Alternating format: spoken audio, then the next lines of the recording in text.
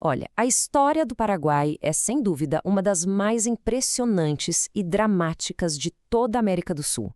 É a jornada de uma nação que, desde suas raízes guaranis, sempre quis seguir um caminho próprio, sabe?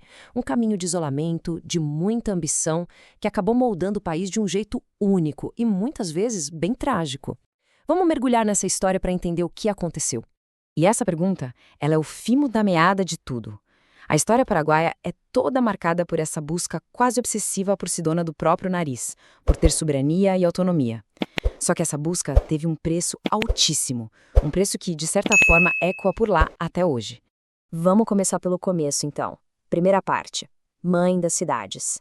Para a gente sacar o Paraguai de agora, não tem jeito. A gente tem que voltar lá para a origem colonial, quando a capital, Assunção, era o verdadeiro coração do poder espanhol na região. Ok, antes de qualquer coisa, tem um detalhe geográfico que é, assim, a chave de tudo. O Paraguai não tem saída para o mar.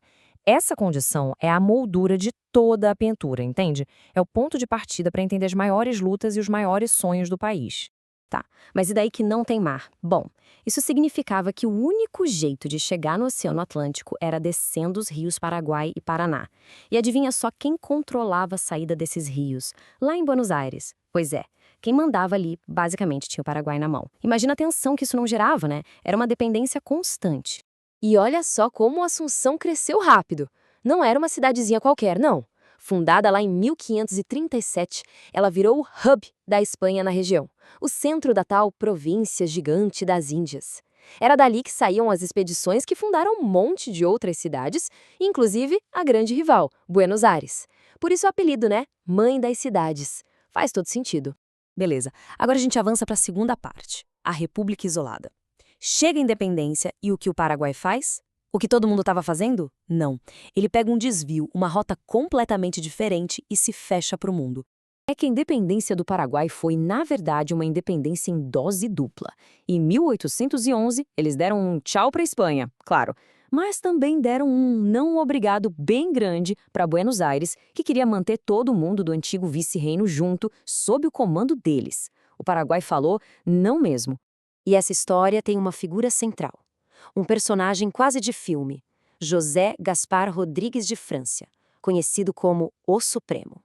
Essa cena dele botando as pistolas na mesa, nossa, é a imagem perfeita do recado que ele queria dar. A soberania do Paraguai não era negociável. Ponto final. E o que o França fez no poder? Ele literalmente colocou o Paraguai numa bolha. Fechou as fronteiras? Sim. Tomou o controle do comércio? Com certeza. E as elites espanholas? Ele fez questão de quebrar o poder delas. Tudo isso tinha um único objetivo: blindar a nação novinha em folha das garras dos vizinhos, principalmente da Argentina e do Império do Brasil. E agora a gente entra na parte mais pesada da história. Terceira seção, a Guerra da Tríplice Aliança.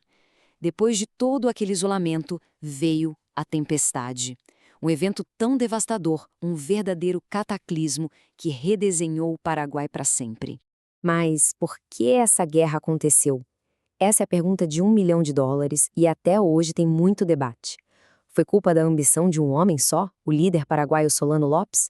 Ou foi mais uma consequência inevitável, um choque de placas tectônicas entre os interesses do Brasil e da Argentina ali na Bacia do Prata? A resposta mais provável é que foi um pouco de tudo isso, uma mistura bem complexa. E o caminho para a guerra foi assim muito rápido, uma coisa atrás da outra. Tudo começou quando o Brasil se meteu na Guerra Civil do Uruguai, em 1864. Solano Lopes não gostou nada disso e reagiu. Primeiro, capturou um navio brasileiro. Logo depois, invadiu o Mato Grosso.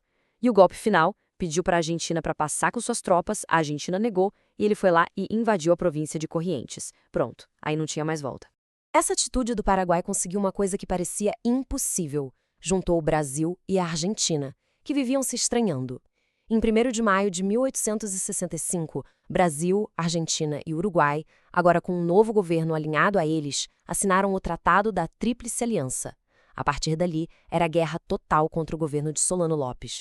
E esse artigo 6 do tratado que a gente vê aqui é muito revelador. Ele deixa claro qual era o objetivo. Não bastava vencer uma batalha. A meta era uma só: tirar Solano Lopes do poder. A guerra, pelo menos no papel, não era contra o povo do Paraguai, mas sim contra o seu presidente. Entrando agora na quarta parte, Batalhas decisivas. A guerra foi longa, foi brutal, mas o destino do Paraguai foi selado, em grande parte, em 2 confrontos-chave. Um na água e outro na terra. Essas 2 batalhas, Riachuelo e Tuiuti, foram como 2 socos no queixo do Paraguai. Em Riachuelo, a Marinha Paraguaia foi, basicamente, varrida do mapa. Isso deu aos aliados o controle total dos rios.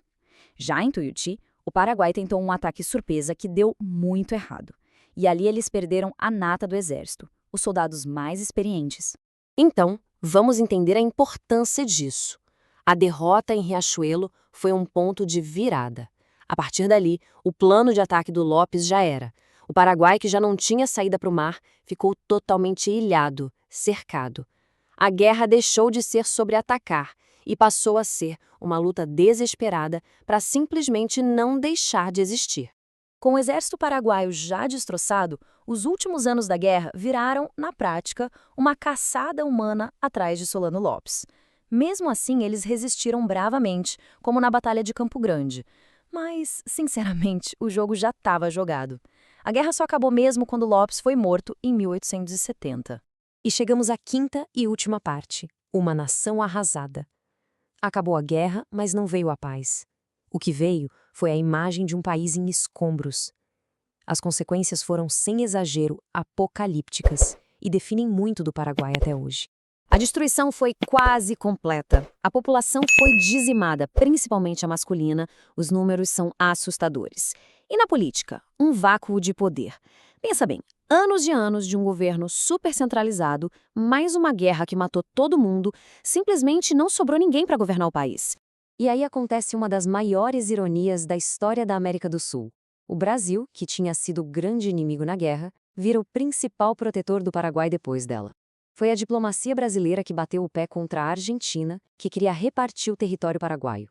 No fim das contas, foi o Brasil que garantiu que o Paraguai continuasse a existir no mapa. Mas, como uma fênix, o Paraguai renasceu das cinzas, e uma identidade muito forte sobreviveu a tudo isso. O fato de quase todo mundo fala guarani junto com o espanhol é algo único no continente. A economia, bem devagar, foi se reconstruindo e hoje tem na energia hidrelétrica um de seus pilares. E até a figura de Solano Lopes, que é super polêmica, acabou ganhando um novo significado com o tempo, virando um símbolo da resistência do país.